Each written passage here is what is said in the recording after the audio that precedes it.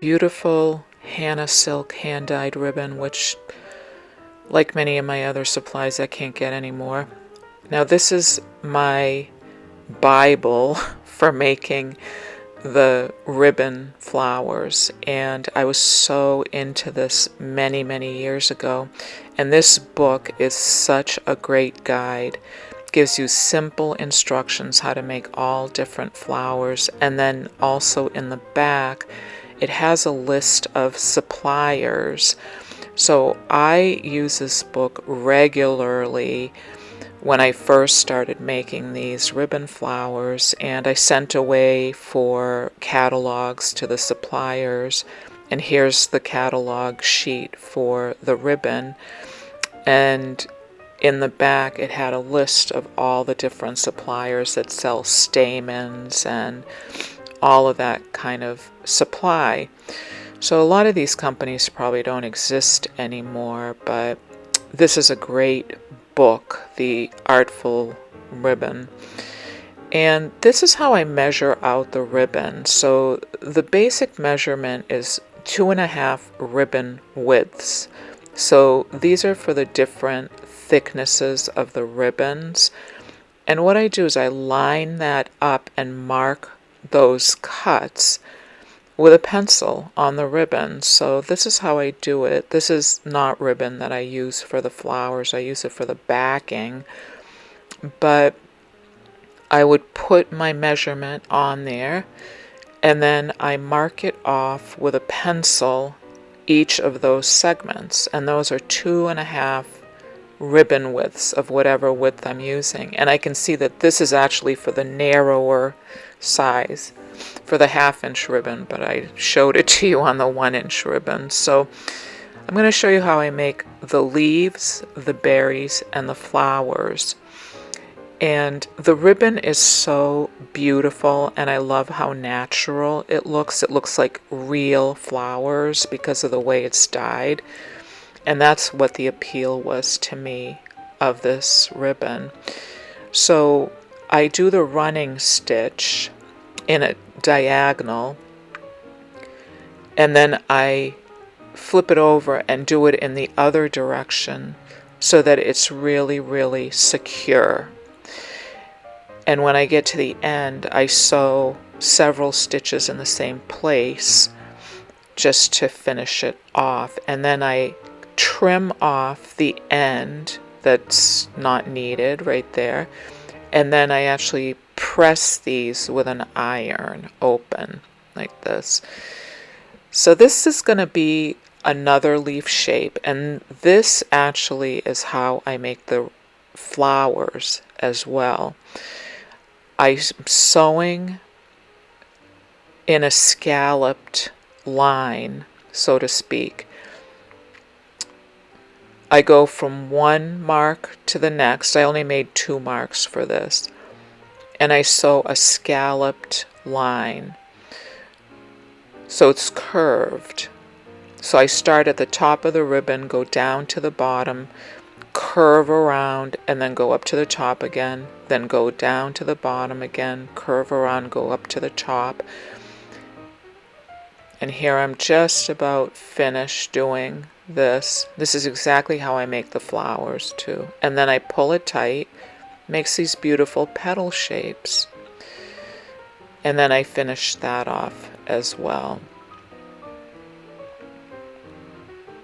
So I make different sized flowers, and here is a 1-inch width ribbon, and I marked off the 5 different petals, and I'm going to sew this just like I sewed that last leaf shape that I showed you. So I'll sew it all in the scalloped line, and then once I'm done, and I go all the way to the end, I do 5 sections like this, and here it is all done. And I'm just going to pull that tight, and it gathers it up and makes a beautiful, beautiful flower. The ribbon colors are just so beautiful. I had some of it left over. In fact, I love this ribbon so much I ended up selling it on Etsy. And I had a shop where I sold this ribbon. I loved it so much. I found the company very hard to deal with, though, unfortunately. I noticed there's a new company now that I think it's called Of the Earth that makes a similar type of ribbon, and I may try ordering some from them. So here's my beautiful flower. Isn't that so pretty? That's so pretty. And this is going to be a berry. Now, once I got into the swing of this, it was kind of easy to do this, but when I first started out, I thought, oh my God, this is really hard because these are so tiny. So I sewed in one direction the running stitch, and now I'm sewing back in the other direction the running stitch. And then I have to finish it off so that it doesn't come undone. So that's what I'm doing here. This has a lot to it, but I make a whole bunch of them at the same time, and I kind of get into a rhythm, and it's kind of easy. So I'm turning it inside out with my big fat fingers. Believe me, if I can do it, you can do it too. And then I put it on my pinky, believe it or not. And I tie a knot in my thread that's really small, but that's big enough so it won't go through the ribbon. And then I start on the inside, and I do that same gathering stitch, tiny little stitches all the way around. Of course, it only takes a couple of seconds because it's so small. I go all the way around, and then I'm going to pull that tight, and it makes a beautiful, beautiful berry. And I wish I had some other colors, although this coloring is very pretty. So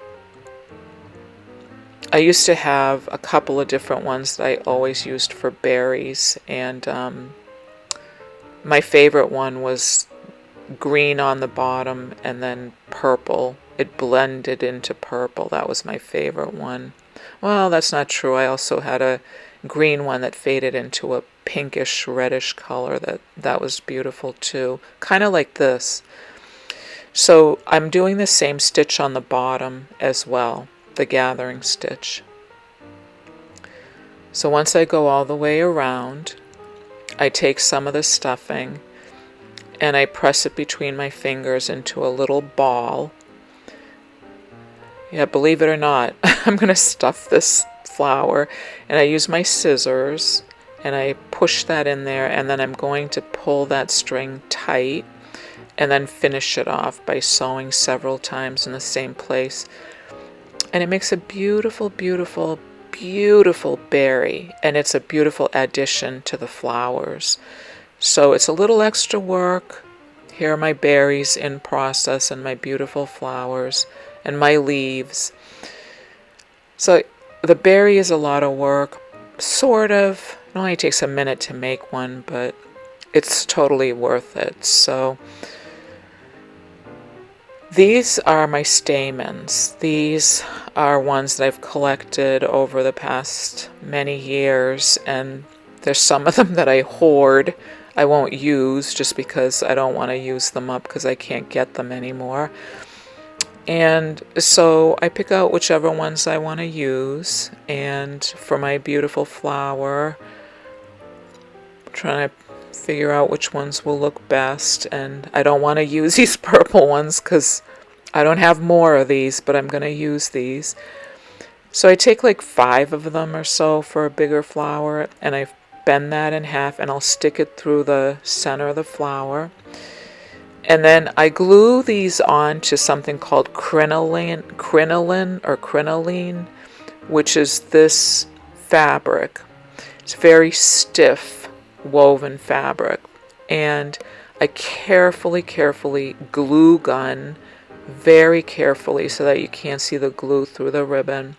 The leaves in place first, and then I'll put the alternate other leaf shape on, and then the flower and the berry. And I wanted to show you and then I cut them out, and then I glue a pin back onto the back. So these are my beautiful finished pins. Aren't they so pretty? See the berry? The berry adds so much to it. So all different sizes and colors, and they look beautiful on a jacket or a sweater. So thank you for watching. See you next time.